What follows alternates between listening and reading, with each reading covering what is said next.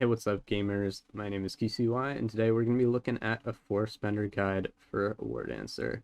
Um, I play Spender in and outside of the Hell mode and slash Inferno mode. I've been playing it for quite a while now, for at least like a month, I think, and a little bit longer in Inferno mode. But basically, why I started playing Spender was because of a man named Flaze. He plays Wardancer in Inferno mode. Um, and he was one of the people who did the hellkas to engraving clear. And he used Spender Wardancer and did extremely well on it, almost OTPSing their summoner, I believe, spec summoner. So it has a lot of damage potential, not only for two engraving clears, but it's one of the best uh, Inferno mode classes as well, just in general. But yeah, anyway, yeah, so shout out to that guy for being the pioneer of Spender and what basically inspired me to play it. Yeah, let's get into it. Um, so I got a little bit of an introduction to Spender here. Uh, Basically what Spender is the free Spender Entropy build, which utilizes the normal free spenders that something like Hallucination would use, and then adds entropy onto it and changes your Call of the Wind God to a holding Call of the Wind God, and then from there you just add on Spiral Impact instead of Lightning Kick or Moonflash Kick or whatever. And you basically just cap out on spec, and this basically has the highest burst out of any Wardancer build. Um, and highest DPS as well, because Spiral Impact can be used twice per rotation, but we'll get to that in a bit. The downside to Spender is you don't really have any mobility other than Sky Shattering Blow into like a spacebar, but that's basically just a tiny bit better than a normal spacebar. And Spender requires a lot of fight knowledge, which is why I think it's good in Inferno mode content. Because, well, if you're doing Inferno modes, you should know the fight extremely well in the first place, or you will learn it extremely well. So that's why I can do extremely well in Inferno modes. But yeah, basically the best in slot for Spender is Lazanev plus Umar, the card set. Um, it basically gives you an extra 11% damage over something like Light of Salvation 30 in a best case scenario if you use the Lazanev set perfectly. Yeah, let's go on to the next thing. Let's go for the requirements now. There's a little bit of a misconception that there's a spec requirement of like 1790 or something like that. That is only technically true for free spender because we actually use a different rotation than before on four spender, which we'll get to in a bit. But basically, what you're going to be looking for, you can read the stuff here and pause if you want to see a little bit of the description of it. But basically, you're going to be want to aim for at least 1600 minimum, bare minimum 1600 if you really want to play the build. But I'd say in general you should have 1700, which isn't really that hard to hit. Um, as long as you have decent qualities and then get like a decent quality bracelet, then you should be fine. For gems, we don't run Moonflash Kick like most other Wardancer builds. So we don't actually have a huge bottleneck on Moonflash Kick, so you don't have to get like a level 9 cooldown gem with something like that. So that is a pro to playing either 3 spender or 4 spender. Um, but yeah, other than that, there's also another misconception that you need to have Lazanev plus Umar. It's not required, it's just not as good. And so it's really just up to you if you wanted to play it or not. But yeah, something like Striker also uses Lazanev plus Umar. That's where it gets. That's where they get their max damage from. But you don't need Lazanev Umar to play them either. It's just the best in slot basically. Okay, let's go to engravings. Engravings are pretty set in stone. You can have a little bit of variation, but I think the 5x3 shown here with Grudge, Esoteric, Skill Enhancement level 3, Keen Blunt 3, Kristoff 3, and Ambush Master 3 is probably the best bet. That's what I've kind of just leaned towards. The other option that is viable is having Adrenaline instead of Cursed Doll, but I wouldn't recommend it because you basically have to keep Adrenaline up with Spiral Impact and Sky Shattering Blow on a cycle, which can't really be done without wasting orbs slash damage, I guess, if the boss is untargetable. So that's why I wouldn't recommend that. You go for 5x3+1, just add Adrenaline 1 onto it, and that's about it. You can also do a little bit of variation if you want to do SO1 Adrenaline 2, but it's not something I'd recommend. This is probably just what you want to go for. Gotta suck it up, I guess. Okay. Next thing is here's the build. You guys can pause here if you want to copy it down, set your tripod notifications on or whatever if you want to eventually set to this build. This is the Inferno build, but it's basically the exact same thing, just kind of do whatever you want. For the runes, you can set, if you don't have 2 purple wells, like I don't, it's fine, just put a blue wealth on Sky Shattering Blow, and then you'll be chill. And then what is the other variation? Oh yeah, Spiral Impact. There's a little bit of options here. I have down here that you can use Quick Recharge instead of Bleed if you want to. I'm not sure which one is mathematically better, but I'd say they're probably pretty even, honestly. It's kind of just preference. If you want to have Bleed, then you can. You don't get a whole lot of bleed uptime on Spiral Impact. You do in like Trixion, but normally you probably wouldn't get much use out of it. You can also use Gale Wind. Definitely an option if you just want a more comfortable rotation with the attack speed. And then Rising Fire Dragon, Call of the Wind God Blast Formation, just Gale Winds. You can switch up the Gale Winds a little bit if you want to, like having Blast Formation with the legendary Gale Wind, but I prefer it on Call of the Wind God since it takes longer. But if you want to front load your damage and get Blast Formation off quicker, then you can swap it there too if you want.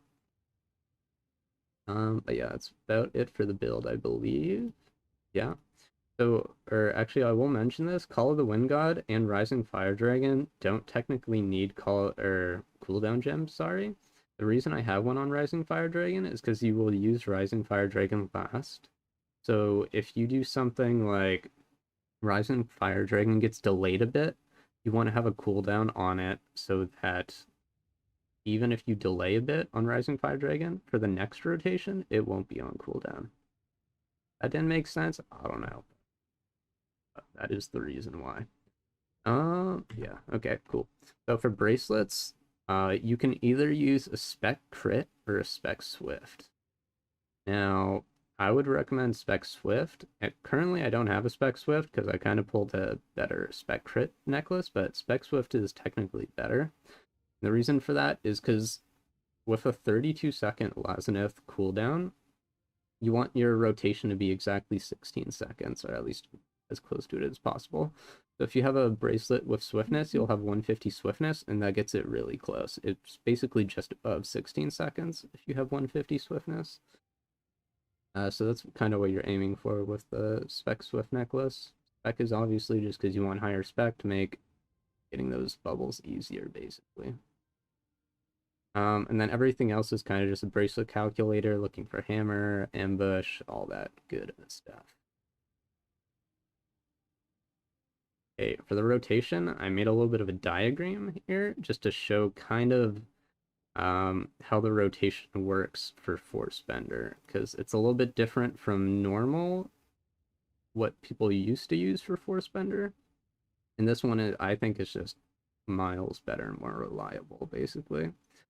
Okay, so I wrote a little bit of notes here, but basically how this diagram works is you kind of, it shows the ready attack buffs you get from every skill. So Wardancer Force Spender right now has 3 ready attack buffs that you get from 3 different skills. Compared to, I will show the next rotation here. This is what people used to use, is using Roar of Courage into Wind's Whisper, and then you would use Blast Formation, Sky Shattering Blow, and then Call of the Wind God, and then you would tap Rising Fire Dragon at the end, and if you were Force Spender, then you would use Spiral Impact at the end as well, after all that. So yeah, that's what people used to use, and then you'd obviously have one set of these rotations in between each of these rotations. That makes sense. Yeah, the downside to this rotation is that, well, you have this one ready attack buff. Well, actually, the ready attack should be right here, but basically you have to fit all of these skills into this 6-second window. So if the boss does anything, then Rising Fire Dragon probably won't even be in the buff window. And you might not even have Call of the Wind God in the buff window as well. It kind of just depends. But for the most part, Rising Fire Dragon would never get a buff window in this thing if the boss does anything. So what's better about this rotation is you kind of separate it into 3 different ready attacks. So you would have your Wind's Whisper here, and you would, for this ready attack from Wind's Whisper, you want to get these 3 skills off in it. So you would Blast Formation, and then you would Roar of Courage, and then Call of the Wind God full hold until the end. Then after that happens, you would Sky Shattering Blow, which would proc another ready attack, which you would use on Spiral Impact. Now, you can also fit technically Spiral Impact into this ready attack buff, which would be better, but that doesn't happen often. It's kind of just something that you don't have to worry about, I guess. If it happens, then it's good. If not, then it's whatever, because you'll have Sky Shattering Blow here. Which procs the... Okay, so Sky Shattering Blow procs the ready attack for Spiral Impact, and then after Spiral Impact hits, it procs another better ready attack than Sky Shattering Blow, which you use for Rising Fire Dragon, which you get to full hold in this situation, because this ready attack of Spiral Impact is long enough for that. And then obviously you would still do the in-between rotations off cooldown of this, which you would use once in between each. So yeah, benefits of this rotation.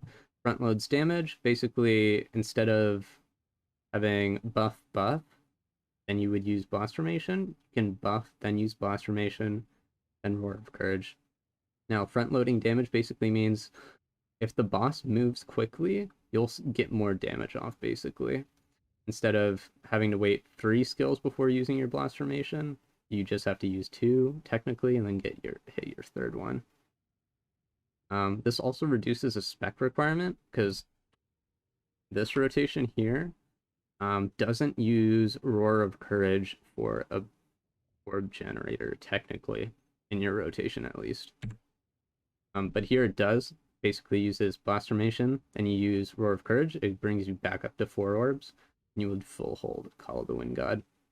And then use this, it would bring you back to 4 orbs, Spiral Impact, and then you would 3 orbs. Hold Rising Fire Dragon, basically. Is there anything else yeah, so basically another benefit is that you get to full hold Rising Fire Dragon, whereas in this rotation, you are not able to. Now, I will show what this looks like. Okay, I'm here in game to show you guys what it would look like. So here you would just stand behind the boss, activate this, you would Wind's Whisper, Roar of Courage, Call of the Wind God, got Shattering Blow, and there you go. That would be your 1 rotation. So there I hit for like 138 mil, it's not bad. It kind of depends a little bit on crits, but yeah, that's basically the rotation. We'll do it one more time just so you guys can see a bit. We'll do it a little bit slower. Buff windows might be a little bit whack. But as you can see, like, even that Call of the Wind God was inside the entire rotation, even if I delayed it a bit. But yeah, that's the rotation. Okay, next thing, we'll just look at some gameplay tips here. I have a few notes here about just random stuff that you have to watch out for that might help you. So if you start a rotation, or you're about to start a rotation, like everything's off cooldown, and you're not able to get 4 orbs for Blast Formation, don't worry about it. Just send your Blast Formation on 3 orbs if you have to. If you're at 2 orbs, I would recommend using a Sky Shattering Blow before. Or well, if you're at 3 and you still have Sky Shattering Blow up, then use it for sure. And then start with 4 orbs. But if you don't, then you can send it on 3 orbs. If you're at 2 orbs, Sky Shattering Blow, then send it at 3 orbs. If you're at 1 orb, I mentioned it here, but I would probably use this for the opener rotation. You would use Sky Shattering Blow, then Roar of Courage, Wind's Whisper, just so you can get the most damage out of Blast Formation, basically. But yeah, basically, main takeaway here is don't worry too much about sending something not at 4 orbs. It's not a huge DPS loss, but just be a little bit wary of it, I guess. And then the last tip is, if you expect Lazinif to come up soon, and you're not done generating 4 orbs for like your blast formation that's about to come up, then don't attack the boss basically until Wind's Whisper is about to come up to generate those last orbs. If you accidentally proc a Lazinif and your, let's say your Wind's Whisper still has like a 6-second cooldown, you're not going to be able to get any value out of that Lazinif if it procs then. So just wait until like maybe like 1 to 2 seconds left on Wind's Whisper and punch the boss or use Sky Shattering Blow to get that last orb basically. Now I'll kind of show what that looks like. If I'm at like, let's say 2.5 orbs and my Wind's Whisper is about to come up off cooldown, I would do something like Sky Shattering Blow, Wind's Whisper, this, and you'll see that Sky Shattering Blow isn't up yet. It's spiraling back instead first. Yeah, that would be your rotation.